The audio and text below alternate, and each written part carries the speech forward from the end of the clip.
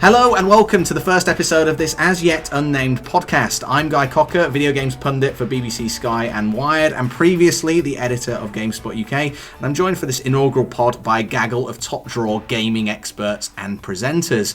My first guest even is Dan Maher, who is the co-founder of Explosive Allen Productions, whose latest production, Thank You for Playing, is a new interactive game show that was described as a brilliant concept, in inverted commas, by CNET UK. Welcome, Dan. Not inverted commas, in speech marks. Inverted commas suggest... Oh my God, what am I even saying? CNET suggests that CNET was distancing themselves from the statement. Well, it was. Dan Maher was quoted by CNET as saying it was a brilliant concept. It was a, quote, brilliant, quote, concept.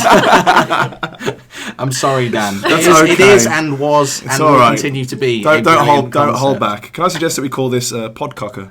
Podcocker. Yeah. Let's do this. Like Cocker Bowl. Cocker Bowl, yeah. The bowling event we had last week. Or Pod Guy. Pod Guy. Let's not settle on a name. Let's keep it. We'll It's official. It's Podcocker, everyone. Crowdsource this thing. My second guest is Jane Douglas, co-editor of Outside Xbox, which hosts daily Xbox 360 videos, and who has recently been interrogating Splinter Cell Blacklist creative director Max Bellon about the game's own interrogation scenes. Welcome, Jane. Welcome.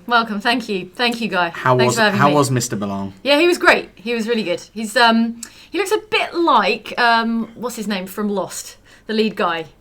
Matthew Fox. Jack. He looks a little bit like Matthew Fox, but French. So there you go. And I also interviewed Eric Johnson, who's the new Michael Ironside. Or the new Sam Fisher, let's say. Have you guys been Bellonded? I've never personally Have you spoken to Mr. Bellon? I haven't spoken to Mr. Bellon. And how is the new Splinter Cell? I have met Ironside. You have met Michael Ironside? Oh. The guy in the wheelchair, the detective, who got shot. How is Splinter Cell looking, Jane? Really good, actually. It's kind of Uncharted-esque. Is it? I think people were saying it's quite Assassin's Creed-like in that it's got kind of the free running, kind of a little bit more mobility than an old Fisher. But it's not super like that. You're not doing any like acrobatics, but it's got a little of that feel. You're a bit more kind of a bit more mobile. But I was actually over there mostly to see the multiplayer, which they just revealed was the Spies versus Mercs mode, which is really, really excellent. Yeah, they've done a great job with that. There's two kind of variants of it. One which is very like old school, like original Spies versus Mercs, which is very dark and it's like 2-on-2. But then they've got the kind of more actiony, shootery 4-on-4, which is a bit bigger and I think a bit more mainstream appeal. Good stuff. And you can catch all that over on Outside Xbox. You sure can. My final guest is Lucy James, who hosts The Blurb on Ginx, the weekly roundup of the best video game news, reviews and action from the biggest events on the gaming calendar. No commas or inverted anything. Yes. Lucy, welcome to the show. Thank you for having me. How are things going on the Ginx? On the Ginx or the Blurb Ginx. On the Ginx? You're like a dad, aren't you? Do you like the blurs? I'm trying to be cool, I'm sorry. Lucy's a lot younger than me, so... Anyway, how's it going? It's going I wondered why you were wearing that baseball cap. Backwards as well. So welcome, Lucy. And now before we begin, I should thank all of you for making the time in your busy schedules to appear on the show. Dan, we're in your office at this very moment. You are. Which is... I don't know how you got in, but it's totally fine. Hoping we'll leave soon. Okay, today's show will be running down the week's gaming news, looking at what you can play this week and what we think about the games that are coming out, and talking about the interesting stuff that we've all been up to at the moment. Please, for future shows, we want to get your feedback, so email me at guy.cocker@gmail.com. Yes, that is my personal email. I probably will regret that. But put podcast in the subject and let us know what you think, and you could be read out on an upcoming show. Okay, first up, the news. We've each brought along a story that we think merits discussion this week, so I'll kick things off. Gran Turismo event to reveal what's next for the franchise, according to website CVG. Gran Turismo creator Kazunori Yamauchi is to discuss the future of the series at a previously rumoured 15th anniversary event taking place at Silverstone on Wednesday, May the 15th. Sony has confirmed. In a statement sent to CVG, Sony Computer Entertainment Europe President Jim Ryan said, "It will be a pleasure to see Yamauchi-san and hear what's next for Gran Turismo.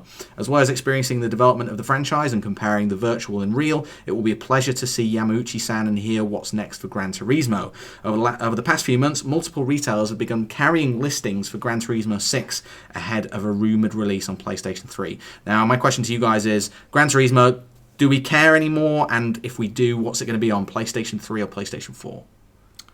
It seems crazy to be announcing a game for PlayStation 3. It's going to be on PlayStation 3. I think every time they stick a number on a new Gran Turismo game, it usually represents a huge technological step forward, that tends to be the way they go with it.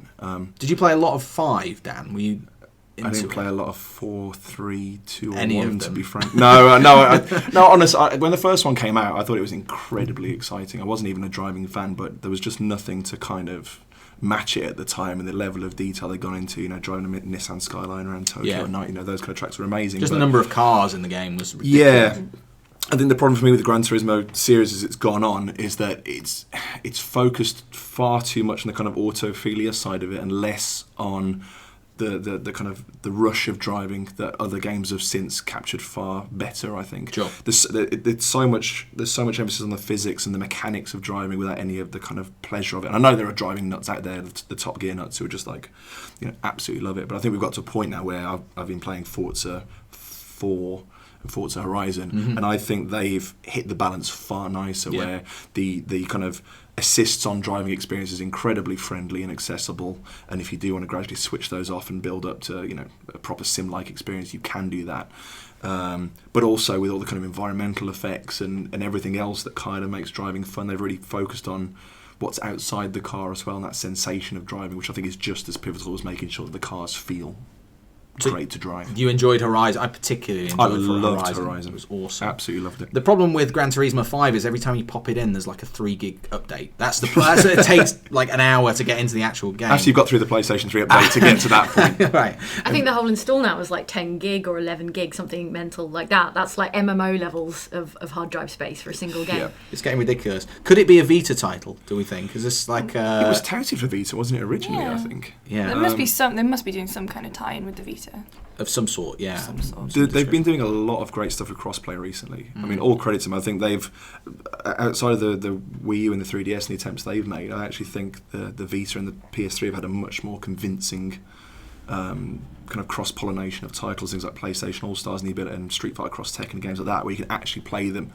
You can play against people on either console. You were playing Guacamelee at all? Yes. Things like that. That ability to transfer your saves and that it recognises that on the go is a really fantastic idea. And I wouldn't be surprised if that was the big revelation, because they need to pump some life back into the Vita. It's a great handheld that needs a bit of a lifeline. And I think something like Gran Turismo, which is always a complete cash cow for Sony, might be the game to do that. And PlayStation Plus has really sort of seen the Vita kind of come into its own. I know you're going to talk about Virtue's Last Reward later in the show. Yeah, which is absolutely. a PlayStation Plus game of the month, I think. But have you guys all got a Vita? Did we not? No, just Dan. I opted for 3DS. I returned my PlayStation Vita to GameSpot when I left. Did you? Because it was never really mine. So I'd like Why would you points do that? for that. So on the way out, grab everything. Why not? Well, yeah. You did what, Guy? Grab everything. Not to incriminate anyone. We've all been there. Oh, We'll see that event's on Wednesday. Are you going, Lucy? Are you going to be no, I'm not sure. Well, I'm not. I'm going to be doing something else. Yeah. We'll see. Playing another game. We'll see. That's happening on Wednesday, so we'll see what comes out of that. Jane, you brought along a story about Xbox. do you want to talk about Star Wars games? Yeah, so I wanted to talk about Mass Effect. But I'm happy to talk about Star Wars. Well, let me Disney. run through some of because it was last week's story. I think you guys on Outside Xbox had a story about EA snagging the exclusive deal to make Star Wars games, That's or right. at least I've written it down here that you did. No, we did. Well, it was. We're not a news site, but we did have a video about EA getting exclusive rights to making Star Wars games from here into eternity. Probably, which includes obviously the tie-in games for the movies when they come out in 2015 onwards, but also anything else that EA feels like making. So they mentioned Visceral, which is the Dead Space studio. They mentioned BioWare, which is obviously the Mass Effect studio, which is ostensibly quite exciting. And the other studio, Dice. Yeah. So I think they also said it'll all be done in Frostbite, so it could look lovely as well. But then obviously of late, Star Wars games have had a sad history. So, I guess the Optimist. You didn't like Connect Star Wars? How dare you? Star Wars, even Force Unleashed. It's fun to be in the Empire today. What was the princess in a Bottle? It was Princess like in a a Bottle, Christina yeah. Aguilera thing. Yeah. Well, I'm Han Solo instead of riding Solo. Yeah. That was the other one. That's the one. Yeah. Yeah. So it's stuff. in It a was bad good way. And maybe EA are or are not the people to to bring it back. It sounds like you were the only one that played that game, Dan. You were well into it. I was working at Xbox at the time and was contractually obliged to talk love about it. Talk about it, but not love it. Not love it. Talk about it. No, not love it. So there was a game that people might be familiar with, Star Wars 1313, which has been killed. Dan, I think just before the podcast you were saying that someone you know was working on it? Or Yeah. A friend of mine who used to work with at Sony London Studio went over to LucasArts in his first big project. He helped in the reboot, the update of Monkey Island that got released on XBLA and a couple of other games. I think one of them was it Lucidity, I think it was called. And that was his first big project. He was creative director on 1313. And so I don't know if you've seen that. I think it's on Images. Someone from LucasArts released a series of photos that just kind of talked about the crunch and how hard it was working at LucasArts. And you'll see him in the last picture because he was leading the entire project. So it's been absolutely heartbreaking for him. Yeah. I've not heard from him since. He's still over in San Francisco. I think EA would be stupid to not in some way revive that game because of all the Star Wars games, everyone had a lot of hopes pinned on it. I had a feeling it was going to be pretty spectacular, and for the publicity it'll get, for the good publicity it'll give EA for reviving it. I think it's definitely in their interest to give it a go. Sure. No, it's an interesting one. I mean, 1313 looked like a next-gen game. It looked beautiful. I was talking to a mobile game developer last week, and he was saying that he worked at Frontier Developments, and there were people that worked on The Outsider. I don't know if you guys remember The Outsider. Yes. For like 8 years, and that never came out. So literally, they started the project at 25. They left the company at 33 with literally nothing to show for it. So it's not quite as bad as that, but it looked like it'd been in development for quite a while. It looked polished, a polished experience. So do we think that essentially here that the DICE will be producing Battlefront, and then Visceral will be doing a sort of Dead Space-esque Star Wars, and then what's the next one? BioWare. Will they continue with Mass Effect, or will they just do something in the Star Wars universe? BioWare did Knights of the Old Republic, they did, which is probably my favourite Star Wars game. And they didn't do the second game, which was inferior. I would love to see them do the third one, but I think with new Star Wars films coming out, they'll probably be looking for something set in that period of the universe. Knights of the Old Republic is set. They did do the Old Republic MMO though. They did the Old Republic MMO. I would like to see them make a single-player RPG of some description because that's their strength, and maybe it'll be akin to Knights of the Old Republic, or maybe it'll be something else. But yeah, RPG all the way. And looking good in the Frostbite 3 engine, no doubt. It says also here that Disney will be taking over the rights for mobile, social, and online Star Wars, not EA. So I don't know if anyone cares about that, but that's what's happening. And then there was a Mass Effect story that you pulled out, Jane. That's it's just like a little snippet of a story, a bit of fluff because it's from today, it's recent, and it was interviews with Casey Hudson, who's Mr. Mass Effect, and also a few other Mass Effect team members about what the potential was for making spin-off games from the Mass Effect universe. So rather than Mass Effect 4 or whatever the next main game in the series is, where did they see spin-offs happening, if at all? And they reeled off a list of characters, which I thought was kind of interesting. People they saw, aliens they saw as being ripe for spin-off material. They mentioned, I know you're a Mass Effect fan, Lucy, so they mentioned Javik, which I thought was an odd choice, and Kai Leng, who no one likes that guy. No one liked Kai Leng. What a jerk. He was. He was introduced in a book as well, and I think it was Deception, and it was the first draft of it that the fans absolutely hated, so they had to bring it back. And one of the first times you see Kai Leng, he's like eating cereal or something, and there's this whole drawn-out piece about Kai Leng was just sat eating some cereal and pulling a weird face at someone, and obviously the fans absolutely... He pulled the prize from his box of Space Frost. It sounds like a great intro. Is Kai Leng the kind of samurai... he's the guy who had really no reason for being really deliberately designed in such a contrived way to be super cool with his just plump glasses and he's a cyber ninja or whatever. But they also mentioned Garrus, and I think that's obviously the fan. That's what I would buy straight away. And Arya, who they did a little bit of stuff with, I think in the DLC that didn't go down too well. The one which set one? on There's so many. Yeah. the penultimate one, not the one set on. Omega. Yeah, that one was not a great DLC. Yeah. That could be interesting to see how she became Queen of Omega. Yeah. She's Carrie-Anne Moss as well. It would be a game starring Carrie-Anne Moss. Yeah. So basically, they're looking at resurrecting some of the characters from that universe, separate to the next game, which is going to be a new character. Yeah, they sound pretty positive. It's an interview in OXM, and they sound pretty positive, although they're quite quite broad, quite general about it, in that they list a lot of characters as potential spin-off material. Right. So this is not a game that's in the works anywhere, you would think. Okay. They're just like, we're not averse to making more games out of our enormous franchise. So, Wow. so there you go. Thank you. Any of these 37 times can receive their own spin-off game. Okay, moving on. Lucy, it's not been a good week for Ubisoft, Assassin's Creed creator Patrice Désilets. Is that how I pronounce it? Désilets. God, there's a lot of French in this script. Fired from Ubisoft this week, according to Eurogamer. Yeah, so he was one of the creators of Assassin's Creed, and then he left, I think, in 2010 to take a creative break from the industry. Mm-hmm. And then he got picked up by THQ Montreal, and he had 2 projects there that were codenamed 1666 and Underdog. And then obviously when THQ filed for bankruptcy and whatever, they ended up getting bought back by Ubisoft, so him and his team went back there. Awkward. And then Ubisoft released a statement saying, creative differences, we've had to let, Patrice is gone. Oh no, that was it. They said that he'd left of his own accord. Oh yeah. Yeah. And then he tweeted, no, I didn't. Yeah. I got fired. I got He basically got physically manhandled out. Yeah. taken off the property. I can just imagine like Fireman Carey, like, no! Just like Kicking beating and on the back of his screaming. like 7-foot bodyguard's back. And and then he tweeted this thing, he's like, I'm going to fight for the rights of my team, fight for my game. And the right to party. But then he tweeted... It's the manifesto, the Beastie Boys manifesto. Sorry. And then he tweeted that it wasn't just him, it was another Frenchman, Jean-Francois... He sounds like a bit of a bad. Boisson? Sure. Boisson? I don't know. I don't know if but he It's was not- another... It's not here in my notes. I know that. I put it on... I didn't put the Didn't- proper link. Didn't have that version. I did lazy I copy. call him and paste Jean-Francois Poisson. Or John Frank Fish, it should be known over here.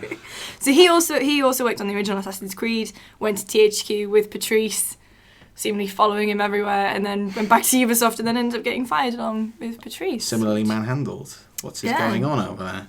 So, you're right. He tweeted and he said that contrary to any statements made earlier today, this morning I was terminated by Ubisoft. I was notified of this termination in person, handed a termination notice, and was unceremoniously escorted out of the building by 2 guards without being able to say goodbye to my team or collect my personal belongings. I was going to have to dig a shallow grave, get on my knees and pray. So is this bad, Lucy? I mean, he is the guy that came up with Assassin's Creed, or he's been the creative director on the series for quite a while. What do we think? I mean, that was Jade Raymond as well, was quite famously involved in that series. Yeah, but no, I mean, it seems as though they kind of, with 3, I don't know, made a misstep, and now... And Revelations. And Revelations. It was that when it started, really. Yeah. But I don't know. They're carrying on with 4, which I've seen. I think you guys might have seen more of it than I have. Are you excited for 4? You know what it is? I was so disheartened by 3, and I went into the 4 event. I was like, no, it's kind of come in, and now they've ruined it. And then I came out, I was like, oh, damn it, that actually looks all right. Oh, I can't actually wait to play that. It was kind of everything they said 3 was going to be, really, wasn't it? Because they said, the team who worked on 1 had been working on 3 all this time, and then it turned out that the people they'd kind of got in to do Brotherhood and stuff had done a much better job of the series. I love the way they went through and said that basically everything that was wrong with the other games. Yeah. They were like, no, but 4's going to be great, guys, it'll be great. I don't know, it's interesting because we don't really know anything about 1666 or Underdog. So, and kind of the future of those projects is a little bit in limbo, unless Ubisoft just have the rights and they're going to make it themselves. Yeah. Without Patrice's input anymore. Which Yeah, would be I think interesting that to if see. I remember right, they bought the rights from THQ for those games.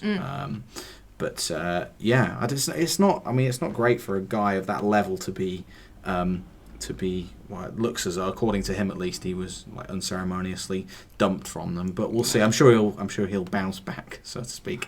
All right, moving on. Half-Life 2. Dan, do you want to take this one? Half-Life 2 gets official Oculus take this Rift one, yes. support.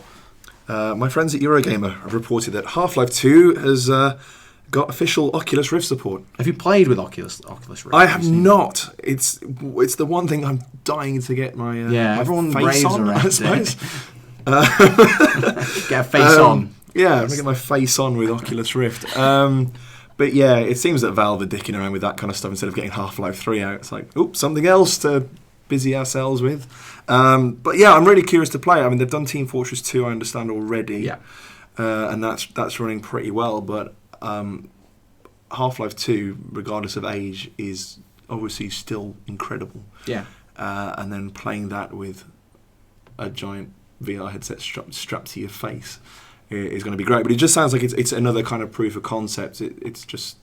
It's what they did. I think that they tried with Doom 3 originally when John Carmack announced it. Yeah. And I think that's what these games are currently representing, just a lot of experimentation with safe games where they can adjust the code pretty easily to make sure it works, make sure people aren't just passing out and getting migraines and all the stuff that Nintendo should have done with the 3DS.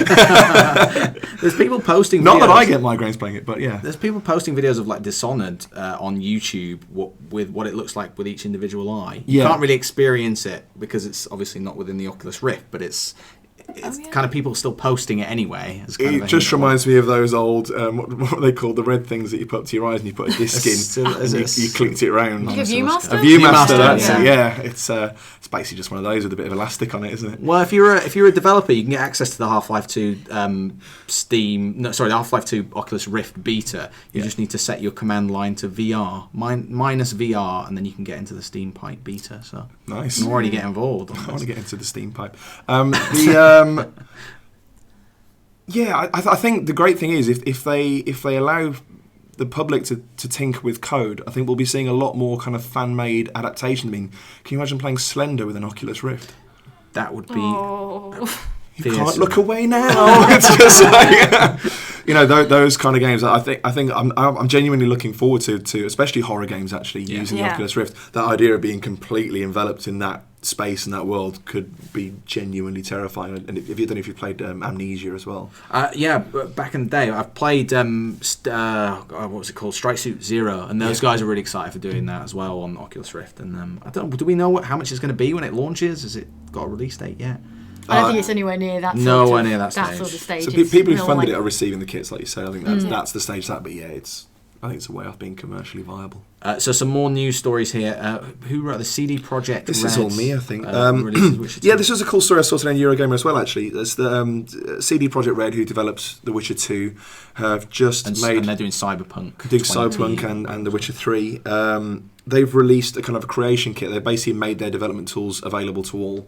And they said, if you want to do a complete mod for Witcher 2, fine, make your own quest, do that. But if you also want to create a completely new RPG from scratch, then so be it. And as people know, The Witcher 2 was a fantastic game. It was the Mass Effect of the kind of fantasy realm, not Dragon Age. It's better than Dragon Age. So I think giving people the freedom to do that, I genuinely think will result in some absolutely fantastic RPGs coming out. And I just think it's a model that more developers like that should follow. It's like when they're working on the latest iterations of their engines and whatnot, if the other one's obsolete now and there's no commercial viability left in it, why not just hand it off to the general public? Because they've already showed a ridiculous capacity for ingenuity when the likes of the Kinect SDK went freeware, was open source.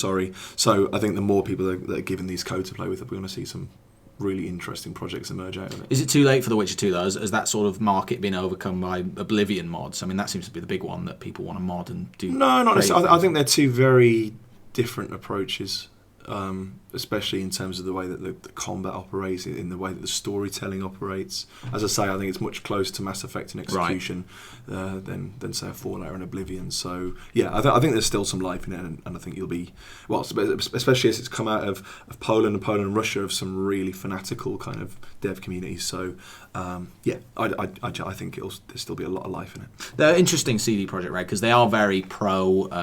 They worked with Good Old Games and done their stuff DRM free, and rewarded people that have bought the game, but they're quite happy with people pirating it in a way. I don't know if they'd explain it in the exact words that I just used, but they don't come down hard on the people that pirated it. CD Projekt Red CEO says go for it. There is a story out there. I can't remember exactly what it was, but it was they don't enact hard DRM features on their games. They're quite laissez-faire. They come from one of the leading exponents of piracy. I thought one of the biggest ironies was I think there's a rancor monster upstairs. And also the reason I'm clearing my throat so much, because I was at Guy Cocker's leaving do on Friday and there was a lot of karaoke, so apologies for all the throat clearing. Enter Sandman. That was the one that finished me off. And Sandman was the one that finished me off. One of the biggest ironies is that movie companies now tend to release films first in Russia on DVD, like the Region 5s, Right. because it's like, well, that's the home of piracy, so if you get them out sooner, they won't pirate it. No, what they'll do is they'll pirate it sooner and get it out on torrents sooner. So I think CD Projekt Red have taken a very pragmatic approach to the piracy situation that exists out there, and just kind of gone, well, if we kind of show good faith, then maybe that'll be reciprocated. And I think largely it is. I think people have more respect if they kind of accept that a portion of people are going to do it, but at the same time, people are more inclined to resort to piracy if all this, draconian kind of DRM or these DRM policies are imposed on the games in the first place. See the SimCity et al. I think that's exactly it. I think they're very clever in garnering this affection from the PC gamer community and obviously the dev community as well, by being so open, and as a result you see a lot of people who are like, I'll buy Witcher because I want to support this philosophy. So that's pretty cunning on their part. The anti-Ubisoft, or they've sorted out their DRM issues now, but yeah, Ubisoft for a long time were the longest one. Like, they just were enforcing so many draconian DRM measures that PC gamers just really hated them, like actively hated them. Okay, Dead Island Riptide #1 for a third week. You've also noted, Dan, and this beats the record of its predecessor. Yeah, I've added WTAF at the end of that. The A stands for actual.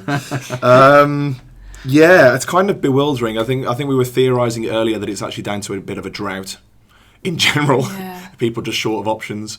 It was Injustice, which we were playing in the corner of your house. We were, and now Dead Island Riptide, and maybe this. Do you think Metro could see this one off? Or I hope so. Could be a fourth week at #1. I really hope so. I think people just love zombie games, and I actually know people, very senior people in the games industry, who had the original Dead Island down as their Game of the Year, right. Which I just find... Is that where the Game of the Year edition came from? But I wouldn't be surprised. It's yeah, there's that kind of no such PR as bad PR, I guess, and there's also no such thing as a 13-year-old that won't buy a semi-nude zombie torso. Did anyone get sent that or pick that up at all? I don't know how available it was in the UK. But it was available. It was available even after the formal apology from the... It was an apology that said, we'll make sure this won't happen again. Yeah. They were very careful. We've already made these very carefully. At no point did they say, we're not going to do this. It's just like, we have to avoid this because we currently have 1 million naked torsos in a warehouse somewhere and we're not going to melt them down. We can't just manufacture heads for all of them and then sell them to clothes shops. Just see them in monsoon. How big was the torso? It was a little plastic figure. I never saw it, but I got the impression it was like a sort of mantelpiece size bust. Right. Not like mantelpiece, isn't it? Yeah. To put next to pictures of your kids graduating and things like that. I don't know. It's just weird. It's I think BioShock Infinite spent the same amount of time at the top of the charts. This is, by all accounts, an incredibly mediocre title. Has no one been playing it? I have to admit, I've not personally played it, but I played somebody is. half an hour of the co-op at an event, and at the end of it, all the journalists just kind of turned to each other and went, yeah. And it was that's that then. And that's that. And then obviously because the guy was sat next to you, like the guy from Deep Silver was just sat, and he was just like, yeah, it was good. There was another game they released. Was it Risen 2? And we went to an event that I think was about 2 weeks before launch. And I was with Ash, who's one of our other members, and he just kind of turned to the developer and went, "Oh, so this is the beta then? When's the you're going to be tidying this up for the release?" And he was like, "It's out in 2 weeks." I should have been there. Yeah. I think a bit more honesty is required at these things. Yeah, well, they don't care. Clearly, it's doing really well. It did drop off quite sharply this week, but it's still, maintained. Still clung in there, hasn't it? Yeah. Jane, you reviewed the original, I remember. I did. Famously. Yeah. You didn't mind it. You enjoyed your co-op experience, didn't you? It's miles better in co-op. It's riddled with glitches. And it definitely has its problems in terms of, let's see, character, story, voice acting, accents. Was there game crippling bugs at all? Not for me. Not nothing game crippling. But I'm fully prepared to believe that people have encountered those problems, just because it's such a rough edged game. But I've also had some fun in 3 and 4 person co-op. Just because there's someone to share in your misery. No, I'm kidding. That's I do recall So Andy obviously now works for you outside Xbox, coming back, and they were saying obviously we've kind of dealt with this situation in quite a sensitive manner, and we've got these like really memorable deep characters, and the overriding kind of memory was this hip hop like rapper character who comes out with lines like "You're a dead bitch now." It's like, wow, you've really dealt with this whole yeah. After that, the backwards Dead Child trailer, as we all remember, it was totally at odds with the game itself. Right. But yeah, it does well because it's it's a gory zombie game, open world, and co-op. So people want to play that game, even if it's bad. They can kind of forgive it, I think. Yeah, because they've got friends that want to play that as well, and I don't know. Collectively convince themselves. Themselves. Kind of a Stockholm syndrome. This is good, isn't it? It was like, I paid £40. It must be good. Yeah, it is good, isn't it? Yeah. And then they just talk themselves into it over time. This guy's got a Wolverine claw. It must be good. Fine. Yeah, exactly. All right, and then finally, Super Metroid for 30p. This looks like a bargain. I just wanted to drop that in there because it's Super Metroid. It's one of the best games ever made, and it's now 30p for a limited period only on the Wii U. How long is this limited period? I think... How long is it between each of the games? They've been doing this 30 years of Super Famicom promotion, I think, and also it's going to commemorate the launch of the Virtual Console. So they've had games like F-Zero and Punch-Out and things like this, but this is by far the best one they put out. It's crazy, isn't it? Like 30 years since Super Metroid, probably, and then 15 years since Gran Turismo. Since Super Metroid, oh god, what was that? No, that was early 90s, I think. Okay. It was like 93, 94 on the Super Nintendo. But so it's just generally 30 years of Nintendo. The other kind of reason for bringing this in is because the normal prices on their Virtual Console games are extortionate. Yeah. To the point that even if you've had it on the Wii, it's like, as a show of goodwill, you only have to pay 99p to have it again. Probably for the third or fourth time you've ever owned that game. But the standard price is like £5.49 for like Super NES games. So. And you are a self-professed Wii U fan, aren't you? Oh yeah, you're really into it. I love it. I think it's Monster Hunter. You were saying you're playing. Yeah, 217 hours and counting. But yes, but no, the I just don't think people are using it right. I think people started out Zombie U, used it correctly. It wasn't amazing, but it showed a lot of potential for what could be done.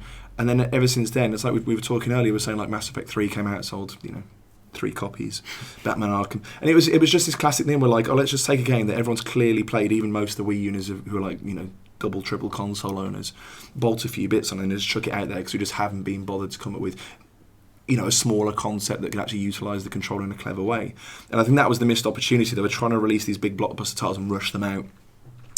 Clearly in amongst trying to develop a PS4 and getting the Durango development kits and all that business, when they should have just been focusing on kind of more intimate titles. When the Wii came out, there was stuff like Wii Sports and stuff that clearly wasn't epic, but was a great proof of concept. And I think that first wave of game should always be a proof of concept, looking at going, what can we do with it? And that shouldn't be like putting a very difficult to control Batarang into a game that everyone's already finished.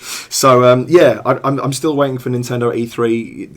It's always worth owning. They're not doing a press conference, are they? But they are going to be there. Which I kind of stuff, I think. kind of prophesied in a way, because I just thought Nintendo Direct is already doing that job kind of piecemeal. Instead of having one conference where it's just like, here's everything. It's like, here's a series of events, and they've been really successful. Yeah. They hinted at a lot of stuff for the Wii U a while back, like sequels to Xenoblade, a brand new Mario, Wind Waker HD, things like that. Mm-hmm. So I think those games alone, as usual, Nintendo's games alone will make that console worth owning, and then the third parties will just moan that they're not selling anything and move on to next gen. So is it just, for you, is it just Monster Hunter, or is there some Nintendo Land in there as well? Or Nintendo Land when I'm round people's houses, or again, it's another Wii Sports. I mean, my wife has refused to go and play it, so we went to a friend's house and played Luigi's Ghost Mansion for the first time. And the next time it was a group, she was like, Luigi's Ghost Mansion. So yeah, so she's totally converted to that.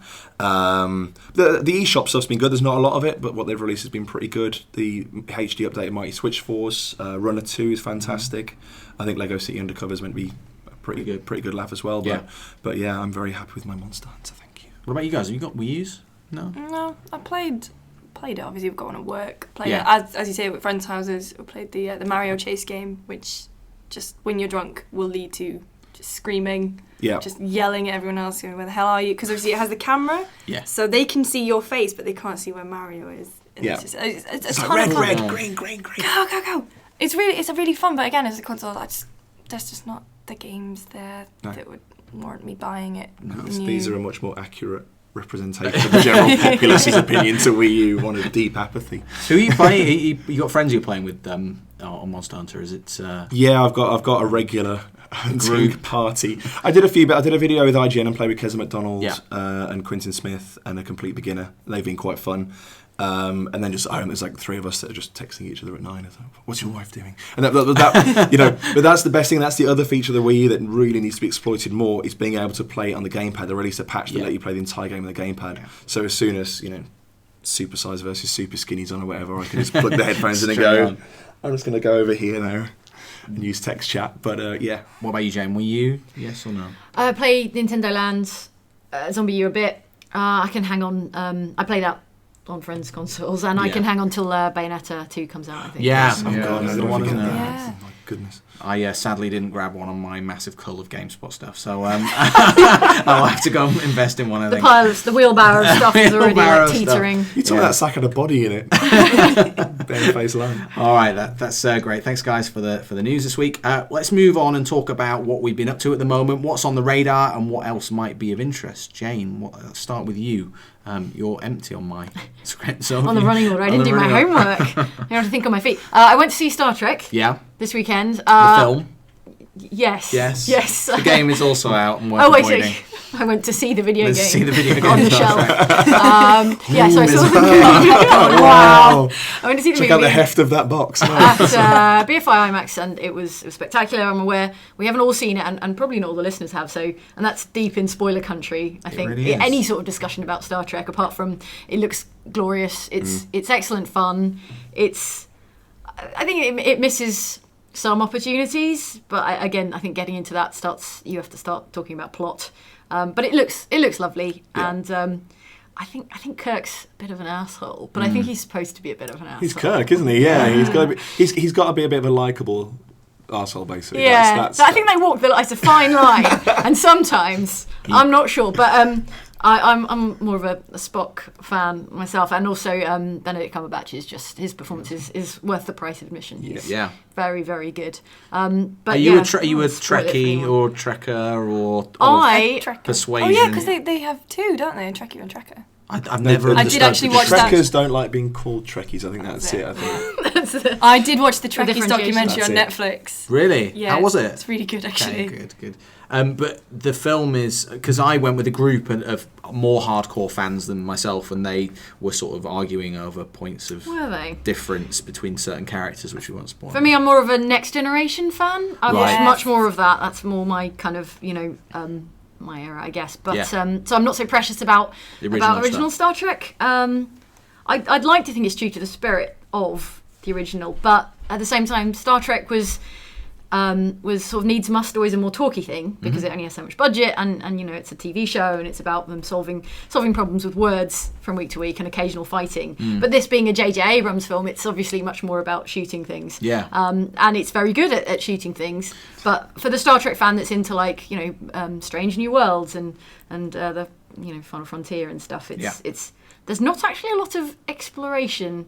And again, without getting into the details of the plot, if you look at the locations they visit, there's not a great deal of Final Frontier stuff. They're not really there yet, are they? That's the thing. They're not. Exactly. Is that kind of? I think they're still trying to establish them as how do they end up on that, which is something I don't think they ever established even the original Star Trek. So I think they're still trying to build up to that. When do they actually go out into deep space? Because there's all these directives about not interfering. That's dealt with at the very start. Kirk is the worst at the prime directive. He's awful at it. There's a lot of talk of prime directors in the film, though. Prime directive is of course there is, because bloody Peter Weller's in it. Yeah.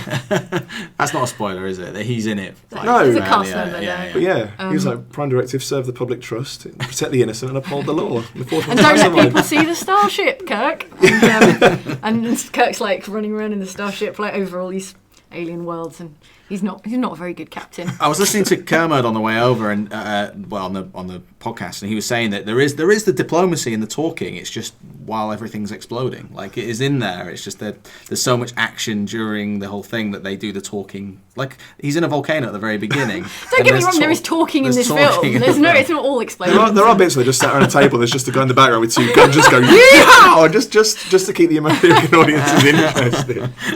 So you saw it in 3D as well. We saw it in the same environment, IMAX 3D, and it shifts yeah, so like format. half an hour of it is in proper IMAX, which it's all Does the the kind of Batman Starfield thing. space stuff, which means they didn't actually have to shoot it with those enormous IMAX cameras.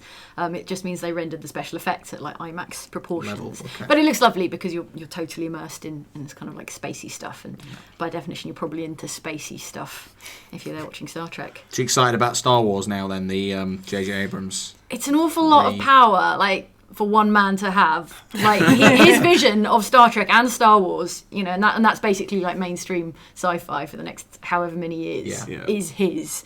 And yeah, don't fuck it up. I think JJ has more respect for Star Wars than he does for Star Trek. I mean, I watched Commodity. There was a half an hour culture show special. I've not seen that yet. Talking to JJ Abrams, which was really good, and you could see there was a bit of the PR machine in action, because he was a bit like, well, did you really like Star Trek? Because he was like, no, and all my friends used to love it, and I just didn't get it. But then I got asked to make the movie, and I kind of looked back on it and developed a respect for it instead. They threw a lot of money at me. Exactly. And it's like throwing money in my eyes, and suddenly the show just looked amazing. Whereas, I think he was definitely a Spielberg Lucas kid, and he's got aspirations to go in that direction. And I think Star Wars again loans itself more to being able to tell new stories in that universe without having to, it's not going to be a reboot, it's going to be a continuation. So there's already a lot of heritage that he has to work with, and you want to see lasers and lightsaber battles going on in that. So I think that'll be handled quite well. Also, I don't think I think he's writing it with his usual crew, so there's no Lindelof. I was going to ask, is he which kind of makes me very happy, because I tweeted after I finished Bioshock Infinite, I was like, look, Damon Lindelof, it can be done. You can tie up all these ridiculous loose ends into a cohesive conclusion, so I'm kind of glad that he's not touching that. As I understand it, I think it's the guy that wrote Toy Story 3. Yeah, There's a hilarious video on Funny or Die. It's that guy pretending to shoot like a Blu-ray extra. So it's like, hey, the guys at the studio asked me to record my writing process, and it's a piss take of his tortured writing process, writing the next Star Wars film, and coming up against like writer's block and that kind of thing. He's like, these are the droids you're looking for, like, blah, blah, blah. And just having such an awful time, because it's a bit of a poison chalice. It's an immensely tough job to have to write that movie. There's no foreshadowing to worry about with episode 7 either. There's no like, oh, he's going to be him now, none of that winky nod stuff that basically destroys Star Wars if you make your children watch it in canon.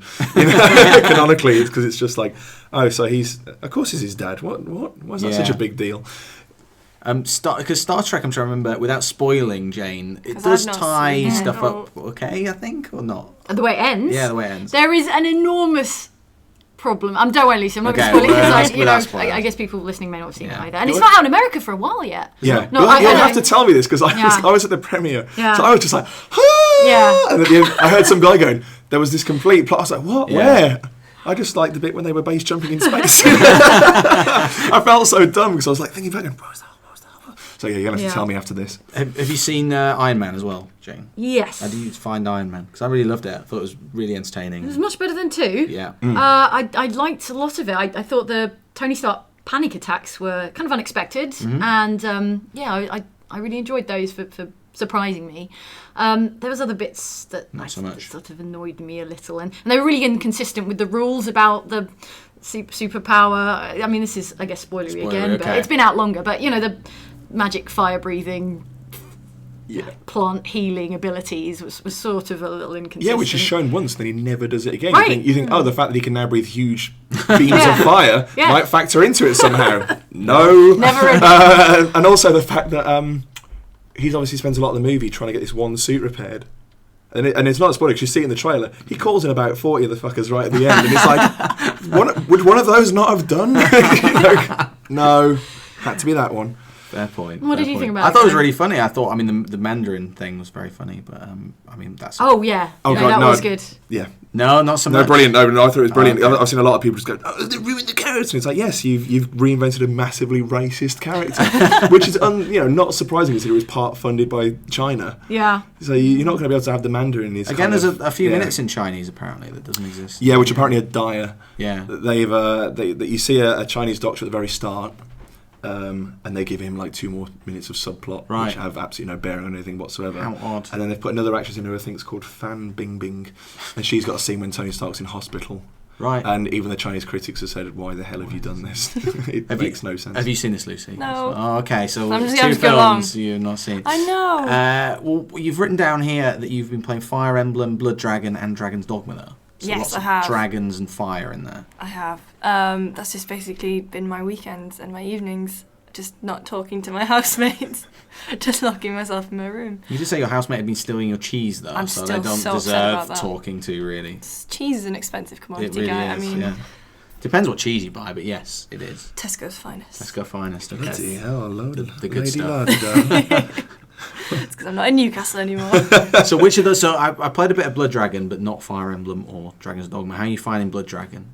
Have you I finished it? Yeah, Okay. like 100%ed it. Because it seems to be quite divisive. A lot of people have enjoyed the humour or really, really hated it. I really like the humour to kind of start off with, but then as you go through, like the cutscenes get longer, Yeah. and it just they can't carry on the jokes for so long, and some of them fall really flat. I found, but then I just do it for the combat because I just Yeah. go off the beaten track and then just do all the garrisons as they're called in this one, and then of course there are dragons, Yeah. which is the best bit. Except you have to exploit a checkpoint thing if you want to get one of the achievements I found, because there aren't 25 dragons in the thing. Like, So are you You like have to reloading reload a it. save? you had to and- reload the specific Right. save. What? Just, yeah. But no, like, well, there probably is, but like you're not powerful enough until like the very end to take them out with any kind of ease. I Mhm. found. But it was really fun. It was just nice to get back to Far Cry because I poured an insane amount of hours into that game. Yeah. It does feel like Far Cry still, doesn't it? Even though it's got Yeah. this like crazy just sheen of 80s action and neo colouring and Yeah. everything else. But it's I really liked it. I liked the Michael Bain inclusion, and I played it on Xbox for a little bit and then moved over to PC, and that intentionally annoying intro where you've got to learn the tutorial is really Yeah. annoying the second time round. You know, you've Yeah. got to keep clicking to get through it. Yeah. And, Because I ended up doing that twice as well. right, And I just thought this was great the first time, but really annoying the second get time. really annoyed. And Dragon's Dogma, this is the re-release, I presume. Yeah. So I played a bit of the Dragon's Dogma last year, and I didn't really get into it. I think I always find with RPGs there is a point I'll hit, and it's normally when you get to the first city, the first big city, and if I'm not in at that point, then I'll just drop it. And that's what I did with Dragon's Dogma, but I decided to give it another go, so I got Dark Arisen, and I'm really enjoying it. Like the HD texture pack is a bit of a godsend because it looked a bit of a mess. Oh, they upgraded the textures on it. Yeah. that Does was- it work with your save from the previous one? Can you just Yes. pick up from that? Yeah. Then I might do the same I thing. think so. Yeah. Except my Xbox broke, so I don't have that save. Oh, it just anymore. broke. Yeah, I no. remember reading Oh, on Twitter, it yeah. broke the day before Bioshock Infinite, which Crushing. was it was like a rush basically. The next day I went and bought a new Xbox. I was like, I'm not even going to bother sending this away. Really? Yeah, Was it an original it model? was an Elite. Right. So, but it was only like 3 years old. Right. It was so young. Too young to die. Die too. And it it was the HDMI output blew on it, which is annoying, Oh. which is the worst kind of error to get because you have to play it on component, which on my TV comes out green. Damn. But yeah, so Dragon's Dogma, tried it again. Really enjoying it. I think it's just the combat. Just it's still not like as satisfying as I'd like it to be. It's still. It's the physicality though I find with that. Yeah. That's why I really enjoy that. That's what annoyed me about games like Oblivion is there's a lot of doing that and thing falls over. So waving a sword for the Yeah, it's benefit just of a bit our like, listeners. and then they fall over, and they don't get any sense that you're really like putting these weighty attacks behind. At least with Dragon's Dogma, they've kind of basically almost cribbed a bit from Shadow of the Colossus. So you got that kind of Right. just grab onto the back. So when you get to a griffin, you're not kind of helplessly just at the bottom waving Waving a away. stick around, You're kind of grabbing onto its fur and crawling around, just like sticking in the head, and your pawns are all around doing stuff as well. Yeah. And the fact that there's that kind of crossover, isn't there? So one of them would be like, "I've got him," and he's like holding Yeah. the orc down. You're just kind of like kick him in the head. It's a much more kind of convincing, satisfying group combat experience Right. because that's what you do if you're in a group fight. One of you be holding the other guy back, while you were just like working on the body. What's your main companion character like?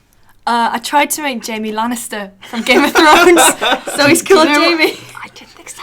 I did think I've got a Jamie Lannister as well. I've got Jaime Dark Arisen. Lannister. And I wasn't going to say, but since you But did, since Lucy did. I'm in as well. yeah. Me too. No, I didn't. He's got Cersei. Fiddling around with the right hair. And, Yeah. My character is basically Pippi Longstocking. My main character is like a small girl with daggers. I made- Actually, I you know made- I when made when me. you had your hair earlier, like Yeah. that's about how she looks.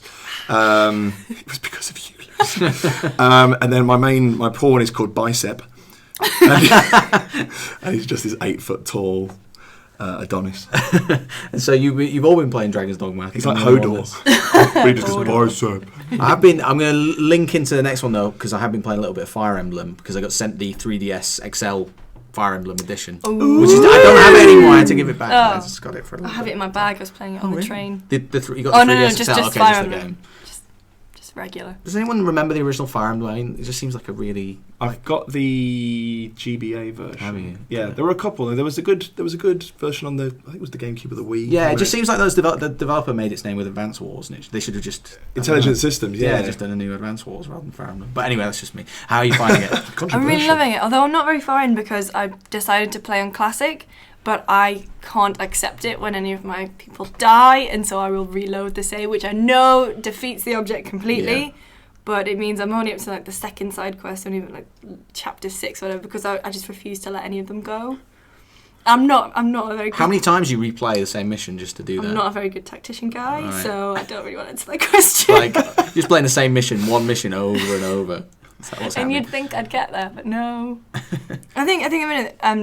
You start off with one character who's ridiculously overpowered, who's Frederick, and he can basically one-shot everyone. And so I tried this on the train, and it turns out if you put Frederick forward, it's a lot easier than trying it with anyone else. Because I thought my character would be great. I thought Lucy would be, she'd be really powerful and whatever, but she's rubbish.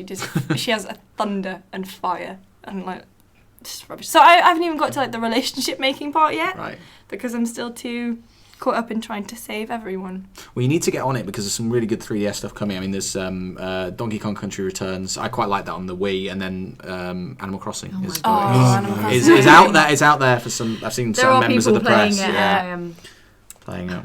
deeply aggravated by that. Yeah, they're like, oh, come to my city. I've got peaches and apricots and pineapples or something. You don't need to visit Bumtown or whatever they've called it. I don't know, like some stupid names. There's a Facebook group I've seen Nintendo's already set up, and I'm going to get called Bumtown. I'm trying to remember. It's like Gav from. That explains a lot. And then was it just me that's excited about Donkey Kong Country Returns? It was really great. enjoyable Christmas. It was a fantastic platform. I mean, the only reason I'm not usually looking forward to it is it's pretty much the same it is the game, same I'm game. led to believe. So it's only for people who didn't buy it. Missed it out first time. But yes, I brought into the office, into Dan's office, the Razer Edge Pro gaming tablet, and I was excited to get his opinion on it because it's such an expensive, crazy piece of tech. And like everyone else that I showed it, they sort of played Bioshock in it for 5 minutes, and it was just like, it's okay, isn't it? Like everyone's just like, it's cool. The reason I only played it for 5 minutes was it because of my girlish wrists. Oh, okay. I did disturb you during a work day, and I was like, there was hey, also that, and I'd also just finished Bioshock Infinite. Right, I was like, here it is again. But no. Yeah, what did you think about it? Because I was reviewing it, and it's basically $1,300 for this tablet, which runs Windows 8. It can play Tomb Raider and Bioshock and anything else you can throw at it from the last couple of years at sort of low to medium settings. But it's got this. It's $1,300 for a tablet, $300 for the controllers that sit either side of it, and then another $70 for a battery pack that takes it beyond an hour of gameplay time to 2 hours of gameplay time. $300 just for the controller, just for that dock, which adds another kilo of weight to it. So you're holding this 2 kilo item, in your hands, and it's a great concept, but really expensive and really heavy. And it's the American approach to product design. It is. We can do it, so let's do it. Although it's a Japanese company, actually, I didn't realise Razer was Japanese. Really? Yeah, it is. Feels very American in execution, though, especially in weight. And heft. It was previously called Project Fiona, and it's just come out in the States. Suggesting far more delicate than what we've been left with. Right, exactly. It's more like Project Bertha now. It was a strange one. I sort of gave it to various different people, and I thought that the allure of having Bioshock in your, like, rather than playing something on your Vita or 3DS, you play Bioshock on the go would be more alluring, but it really wasn't to a lot of people. Don't get me wrong. I mean, I was actually astonished by how beautifully it ran. Everything was, graphic settings were knocked up, and it just looked fantastic. Well, it was low to mid settings, but because it's running in 720p, it just looks on a small screen, on a sort of laptop size screen, it looks amazing. I mean, it's, obviously because you're used to playing it on a big monitor, and obviously you don't notice the difference so much, and also compared to your typical handheld, it looks incredibly high-res and beautiful. But that's it. I mean, portability for me is being able to pull something out on the train and play it on a decent sized screen and have a quick boot up, have a quick game, and play something that's actually suitable for that kind of journey, something that's adapted for a portable game playing experience. Whereas this just seems shoehorned. Like I say, it feels like it's been done more as a show that it can be done. Yeah. But everything you've just outlined about the cost, the size of it, the fact that you have to have a battery pack to make it last more than an hour.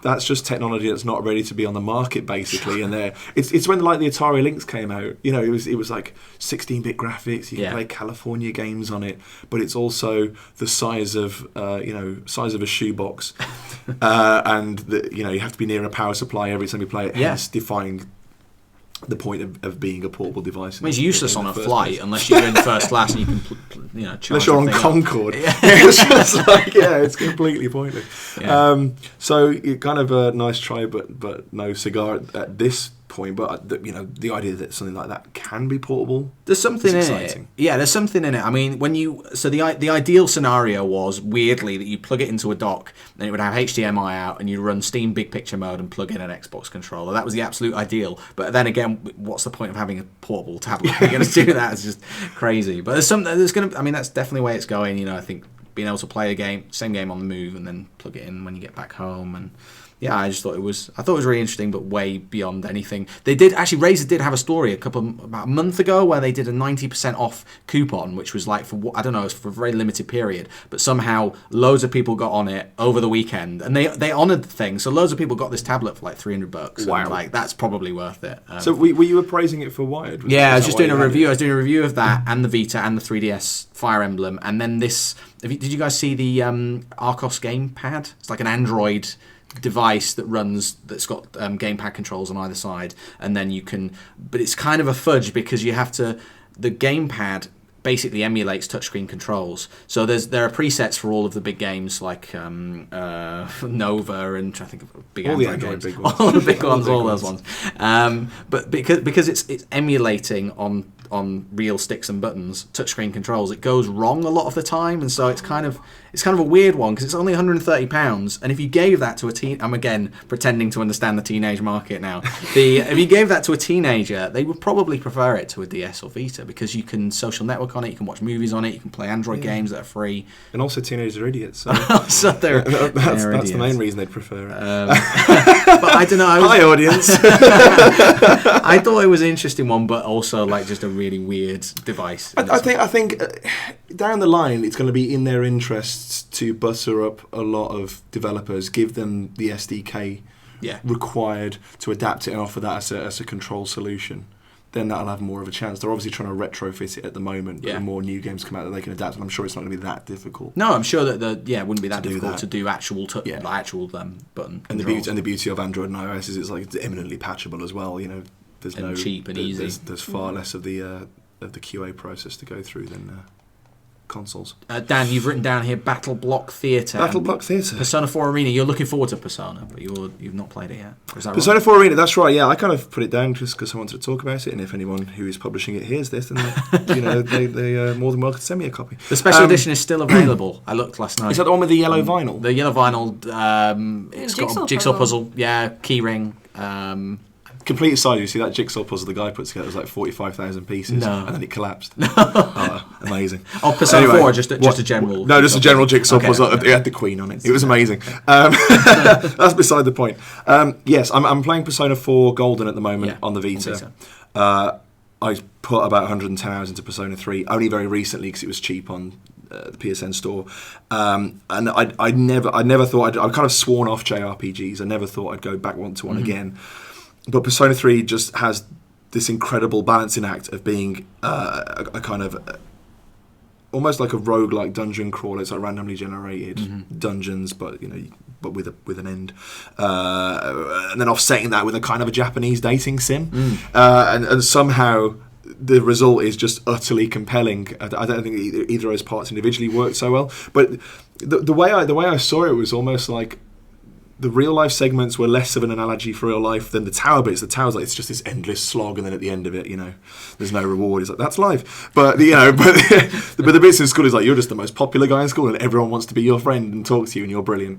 But it's just really, it's very Japanese. This idea that you're part of this task force that has to go up a tower and save the world from this demon menace, and then at the end of it, everyone's going, "Oh, but I've got to study for my midterms," and it's that whole thing about being completely diligent in the real world. Nobody in the real world knows that they're saving the world, and nobody at the end of the game knows that they've saved the world. So they've kind of done it for just themselves and for the world, but knowing full well that no one's ever going to recognise that fact, and then they're still going to be considered just teenagers who've just managed to make it through school at the end. So I kind of like that approach. You do grow to love the characters, and you love the relationships that you develop, and some of the characters that you build relationships with actually affect your abilities in the demon world as well. They represent different arcanas of kind of a tarot system that relate to the demons that you create. So the more you build up the friendship, the more powerful the creatures you develop are.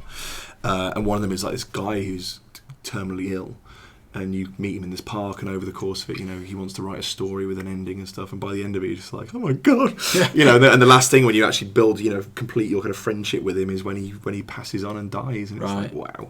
So Persona 4 kind of carries that idea on, but this time it's set in the midnight channel. So basically, if you watch the TV while it's raining at midnight, you'll see someone who's going to be dragged into that world and die, and you're one of the few people that can be sucked into it, and you'll have to wear these special glasses that let you see through this fog that lets you see the demons and rescue the people. But the rest of it is pretty much the same. And for some reason they just went, hey, let's make a beat 'em up out of that. Let's do that, and let's also bring back characters from Persona 3 who are kind of age appropriate now from the time that's elapsed between 3 and 4. Because there's not that many fighters in it, I don't think. I mean, when you look at something like Injustice, it's got like 1 million. Oh, but that's because it takes that kind of slightly crappy Mortal Kombat template where everyone's effectively built off the same model, and they haven't got that personality. Whereas Japanese fighters, especially this one because it's sprite based. Yeah. So you've got back that old school system where everything's kind of hand animated and hand drawn. So with beat 'em ups, I think people underestimate the value of actually the time it takes to not only just develop a character and its animation systems, but then how that balances out against the other characters in that system. And if you've ever seen like how they actually make these games, they've got hitboxes for where their moves hit and how many frames it takes for that move. It's an eternal balancing act of hundreds and thousands of permutations. So, and it's all this high res hand drawn visuals as well. It's from the guys that did the Guilty Gear series, I think, like Arc System Works. So there's a great pedigree there, and it looks fantastic. And they've really kind of tonally, in terms of the gameplay mechanics, it looks like they've really taken the best elements of the RPG and convincingly fused it into this fighting game.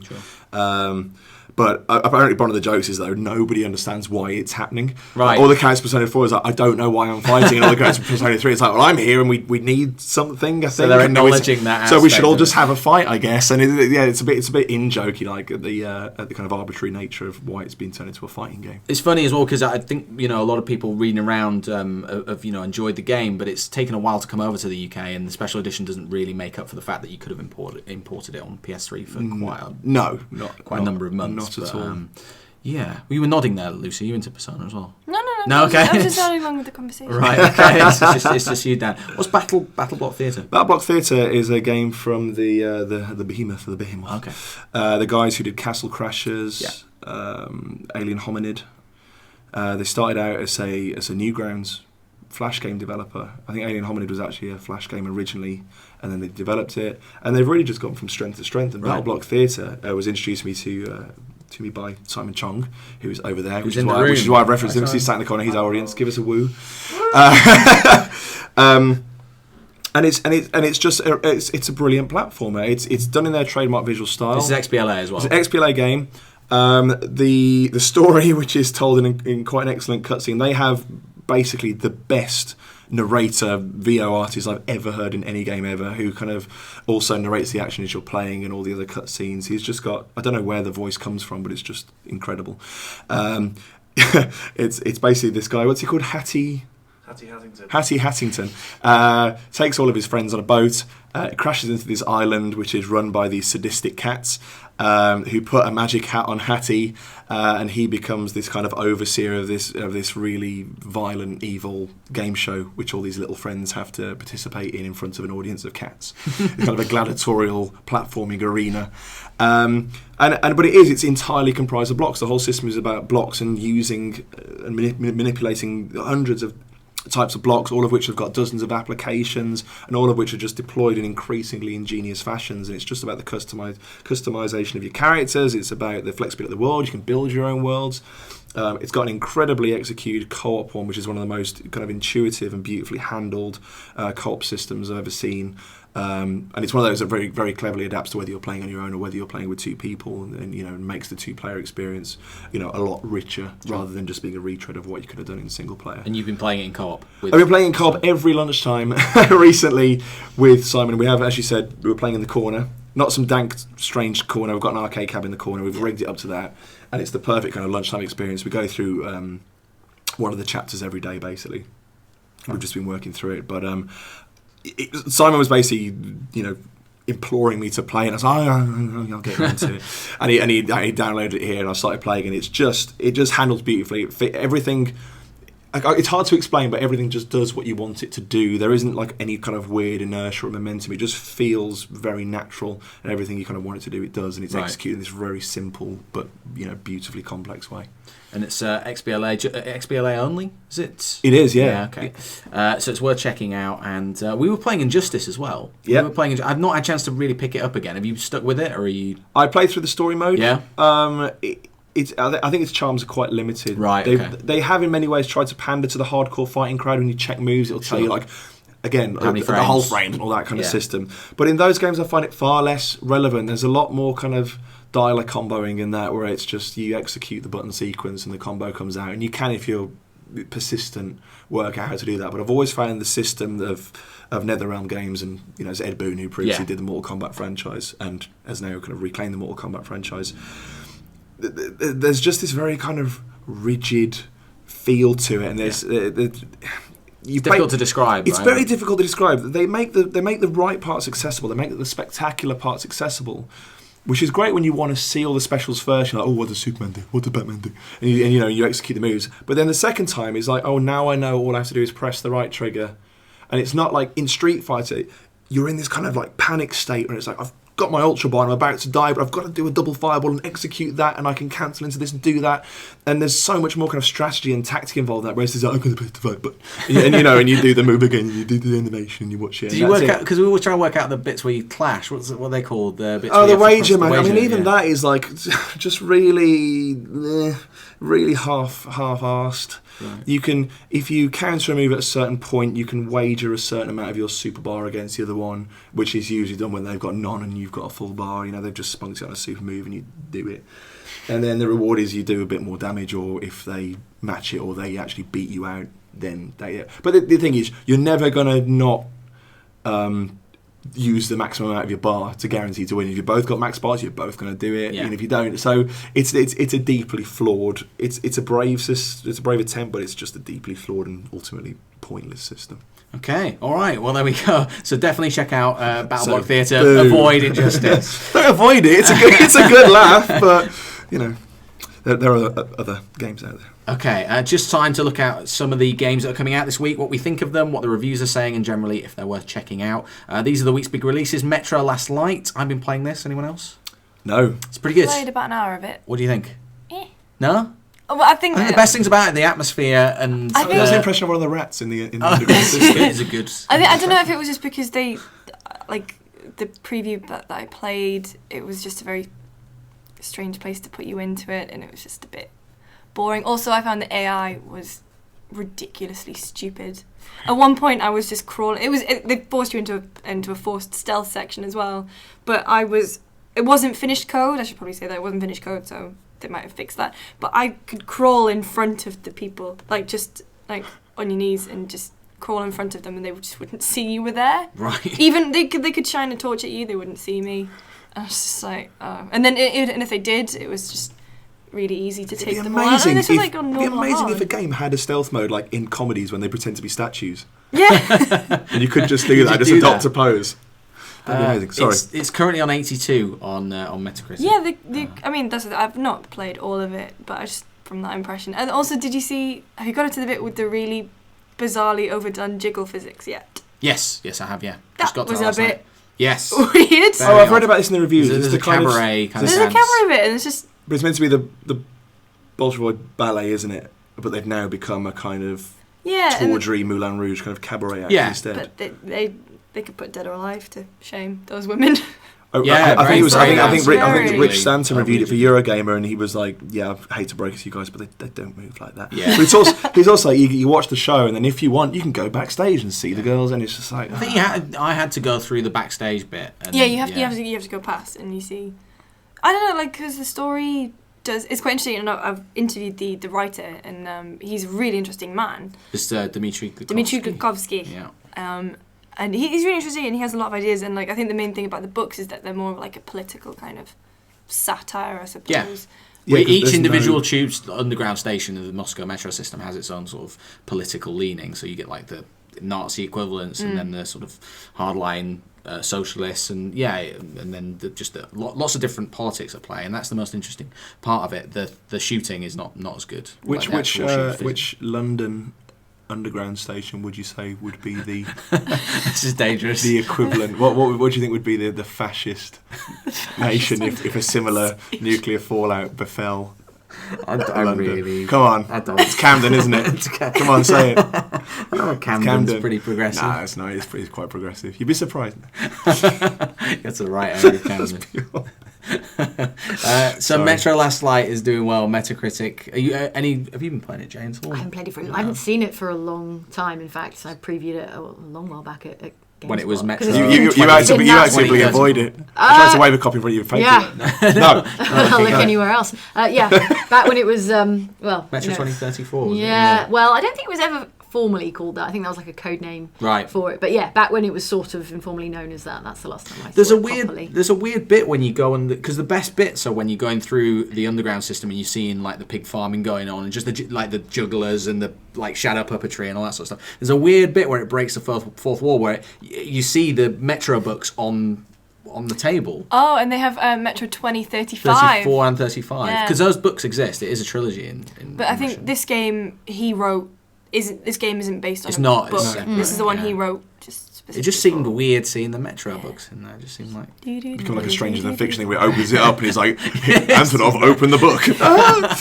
Yeah, it's very odd. I played the last one. Yeah. And it's quite well liked, actually, that game, I think. Well, by the general I actually found it the most deeply claustrophobic, panic-inducing experience of anything I've ever played. It's one of those games where it feels like the entire world is out to kill you, and I don't like that. It's like you go above the land, and there was like nuclear deposits, plutonium all over the place trying to melt you, and then you've got to like watch your oxygen meter. Yeah. Then there's like flying mutants after you like that, and then it's also really dark, so you've got a flashlight about a tiny kind of cone of vision, and all of that's just constantly conspiring against you. I mean, it is, and it's the same in this one where you've got to pump your flashlight dies, so you've got to physically pump it up. I think it's brilliant. Again, another one that I think would be amazing on Oculus in terms of that immersion. But yeah, I just find it. I mean, I know it's like bleak and very Russian, but it's the guys that made Stalker, isn't it? No. The 2033 was Stalker, but not Last Light. It's a different. I imagine there'll be a lot of people that probably worked on both games because they're both in the Ukraine and they're the only Ukrainian developers I can think of. But they are actually separate developers, I think. 4A Games. You don't know the rest. 4A Games do Metro, and I can't remember what was it. Was I can't remember who did the one you just mentioned. Yes, Stalker. Stalker. I can look it up, but yeah, I think they're the only Ukrainian developers that I know of. But I thought it was really good, and I think I'm liking it a bit more than you, Lucy. That's the thing. I probably need to play more because you just kind of plonked in the middle and you have no real. Guy likes crouching in front of me going. I was just doing it at one point. I was just doing it to be a bit of a dick. I was just like, hey. And then finally, a couple of 3DS titles: Pokemon Mystery Dungeon Gates to Infinity and Mario and DK Mini's Move, which has got 78 on Metacritic. I read up on these. Pokemon Mystery Dungeon, not a series I've ever played. They're made by Chunsoft, who I believe used to make dungeon crawlers way back in the day, like Super Nintendo era and kind of onward. Trying to remember the name of the game they used to do, but I think it's an extension of that, but just in the Pokemon universe. So again, it's like a roguelike dungeon crawler. Play as the Pokemon. Play as the Pokemans, and and hit things. Dragon Warrior. Is it Dragon Warrior? Might have been. They've done a lot of games. Yeah. Lots of games. Anyway, thank you very much, guys. Really appreciate your time. Lucy, where can we find more of your work? More of my work? If you want to. Well, the Blurb shows on Challenge every week at 11 p.m. on a Monday, repeated Sundays after Takeshi's cast, I think we're 10:30. Yay. 10:30. And also we have Ginx.tv, we have a YouTube channel, Facebook page, just search for Ginx TV. And that's where I am. Thanks very much, Lucy. Jane, where can we find more of your stuff, and what are you working on next? What am I working on? I'm not allowed to talk about it. No, I can't. OutsideXbox.com, and I am working on planning E3. It's going to be big. 2 weeks I don't away, know if you isn't it? heard, there's Yeah. going to be some stuff stuff. Yeah. And an Xbox event next week, presumably. It's the 21st, 21st, yeah. is that Yeah. next week? Yeah. It's all happening. And what about you, Dan? I'm going to be going to E3 too, but to do radio work, where I'll hopefully be far less hoarse than I am now. I'm sorry for that. Although I think this has given me a very good radio voice. But yeah, you mentioned thank you for playing. It's just a pilot at the moment, but if you go to tyfp.eu, currently on your desktop browser only, unfortunately, check it out. We've tried something a bit different with the whole video game show format. And for all the other stuff, explosivealan.com or the YouTube channel, which is youtube.com/explosivealan, where we do silly videos and a kind of a video podcasty show called Homework. Cool. Good stuff. Thanks very much for your time, guys. If you've got any feedback, you guys listening out there, please send it to guy.cocker@gmail.com, and I'll see you again very shortly.